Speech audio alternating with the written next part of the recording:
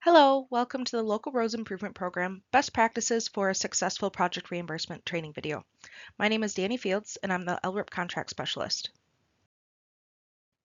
Today's training roadmap will be covering the following questions. What is needed before a reimbursement request can be submitted? What are common reasons for reimbursement request returns? What documents are required to submit a reimbursement request? How do I properly enter information into LRIP Web? How does a reimbursement flow through LRIP Web? How do I see the status of my reimbursement? And who do I contact with LRIP questions? LRIP project sunset dates.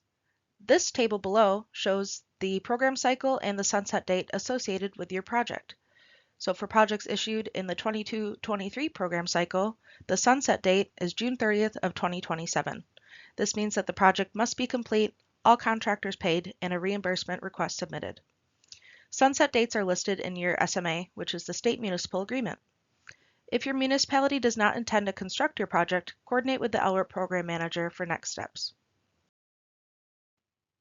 Requirements for reimbursement.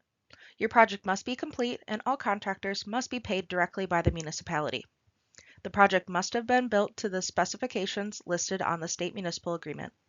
Your project must be advertised properly, and the municipality must possess all required documentation. Common reasons for reimbursement request returns are listed below.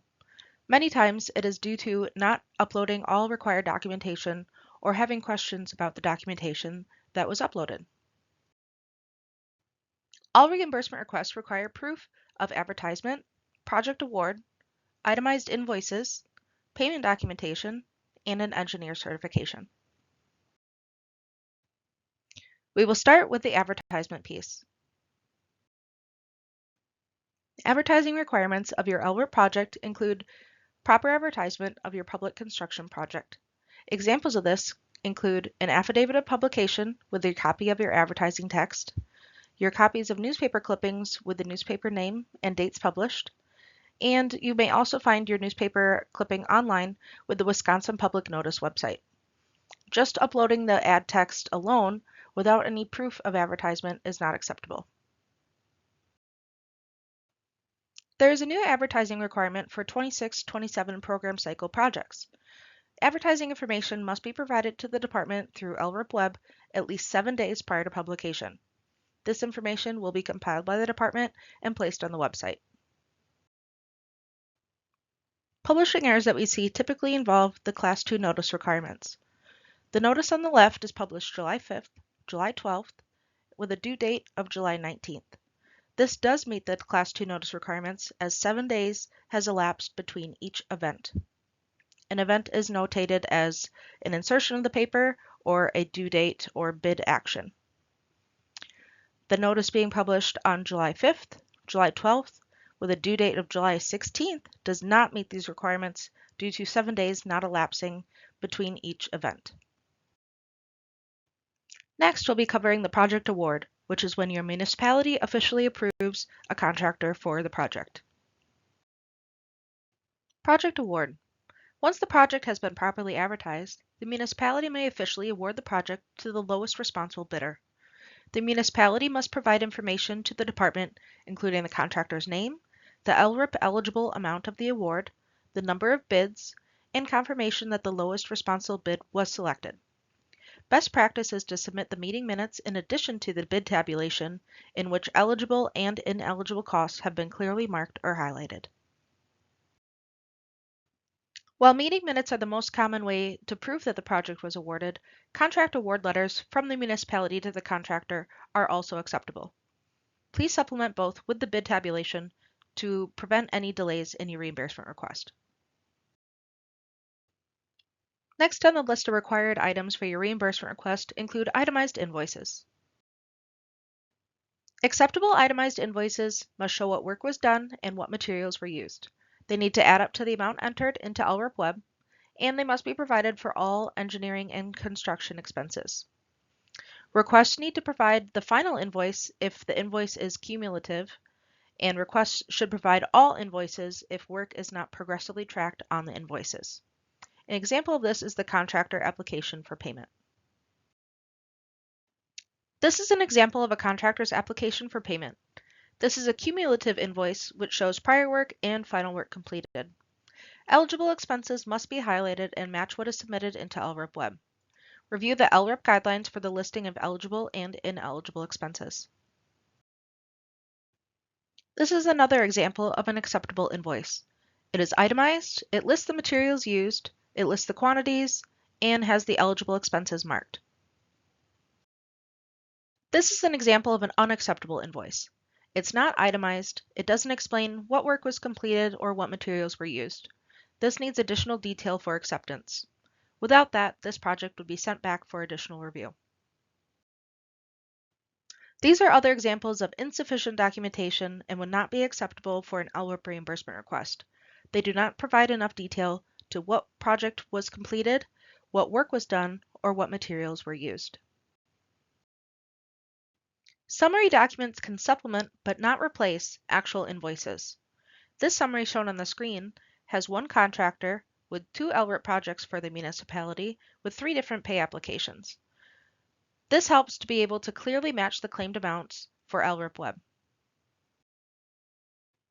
Next to the required items for your reimbursement request is payment documentation. Acceptable payment documentation shows that the municipality paid the contractor directly. It must include the date paid, the amount paid, who was paid, and the check number or a payment reference number. This can include a paper check or a general ledger or accounts payable report. It is acceptable for one check to encompass multiple invoices. If paying multiple invoices with one check, or if paying one contractor with LRIP and non-LRIP expenses, be sure to use the comment box to explain any discrepancies. An example of this would be if $75,000 was entered into LRIP Web as a final payment amount, but the check was uploaded that shows a $90,000 payment, we will question if there's missing invoices, missing eligible items, or other issues. The last of the required items for your reimbursement request include the engineer certification. The engineer certification is required for all projects over $65,000 in eligible expenses, as well as all discretionary and supplemental projects. The certification must include the date, the engineer's signature and stamp. It must state that the project has a 10-year design life for the improvement, and that the design and construction were accomplished using current WSDOT specifications. The engineer certification must also state the en route and the work completed. It's also helpful to include the LRIP project number. This is an example of a valid engineer certification. It includes the date, the location of the project, it certifies the 10-year useful life, it includes the work completed and that the work was designed and constructed to DOT specification. It also includes the engineer's signature and stamp. Now that we have covered all the pieces required for a successful LRIP reimbursement, we'll be covering some tips to navigate LRIP Web. This is the LRIP Web homepage. Your access permissions will determine which boxes are available for you to click. A recent homepage update within LRIP Web includes 2 new buttons towards the top of the page. The first button is the LRIP Guidelines button. By clicking on this, the most recent LRIP guidelines will download right to your computer.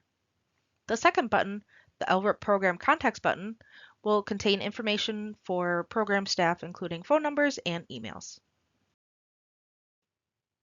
If you are searching for a status update of where your reimbursement request is in the process, you will use the Search Applications and Projects button. This will bring you to the Project Search screen. If you are looking for reimbursement request information, you can do a blank search by selecting Reimbursement Request and pressing the Search button. This will return all reimbursement requests that are assigned to your municipality, and you can get an update for all of the open requests. There are 3 different search types within LRIP Web. You can use the Request, the Project Search, or the Reimbursement Request Search. The Request Search is used for applications and scope changes. The Project is used for approved projects, and the Reimbursement Request is used for open reimbursements. Project status definitions can be found by clicking the I bubble next to the search type. This will give you the definition of the acronyms. This is the flow of a reimbursement request through the system. It starts off with the city, village, and town initiating the reimbursement request. Next, it goes to the County Highway Commissioner, which reviews the request and sends it on to the department for review. This will go to the CS level, which is the contract specialist, and I verify all required documents are attached and reviews them for accuracy. Next, it goes to the program manager, who does the final check of the project. Once reviewed, it will go to the program administrator, who signs off for payment with accounting. Adding project comments can be helpful in your reimbursement request to help answer the questions that WSDOT will ask before we have to ask them. You just simply type them into the comment box and press the Save and Next button. You may review all previous comments by clicking on the View Comments button at the top of the screen. Written approval from WSDOT is required for changes to the original project prior to submitting for reimbursement. Increases in thickness or lane width no longer require a scope change. Decreases will always require a scope change. Scope change requests must explain the reason for the change in the comments. Please contact the LRIP program manager with any questions regarding a scope change. You will see this screen when submitting your LRIP reimbursement. This is where to find the information required. The award amount will typically come from your award minutes or your bid documentation, and remember to only include the LRIP portion of this amount. The award date are from your award minutes or award letter. This is the official approval of the contractor from your municipality. The total paid amount comes from the final invoice or the final check, which again is only the LRIP portion. And the final payment date is your final check or GL report. It's the last date that the contractor was paid. Another reason for frequent project returns in your reimbursement request is that there is a large difference in estimated versus final construction costs. Did the project change from the estimate? Was less road completed? Was a different material used? Did other work not get completed as listed on the SMA? Please explain in the comment box why a project was higher or lower than expected.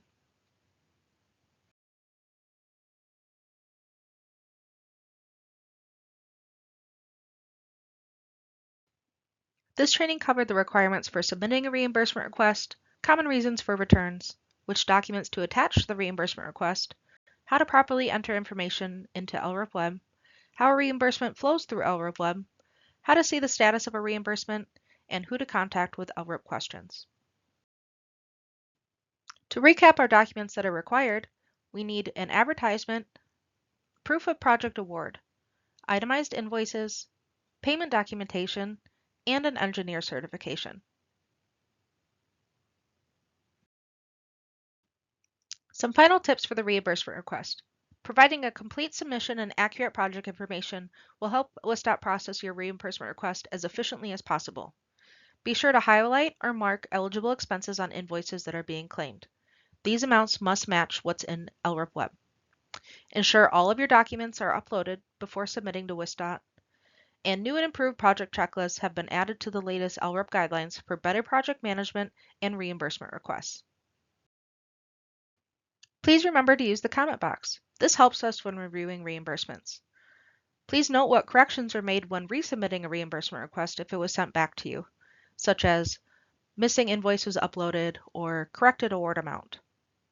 If your contractor is not found in the contractor list, please contact LRIP staff to have it added.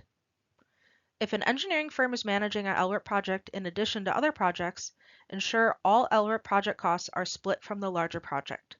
This will help you in efficiently entering your information for your reimbursement request.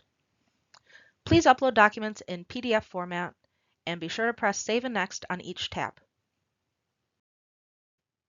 LRIP contacts are listed on the screen. The program manager handles project applications, project scope changes, funding transfers, and project substitutions. Contract specialists handle all reimbursement requests, project payment status questions, and adding contractors to the database. Thank you for watching this training video. Please contact LRIP staff with any questions relating to your reimbursement request or any other LRIP program questions. Have a great day.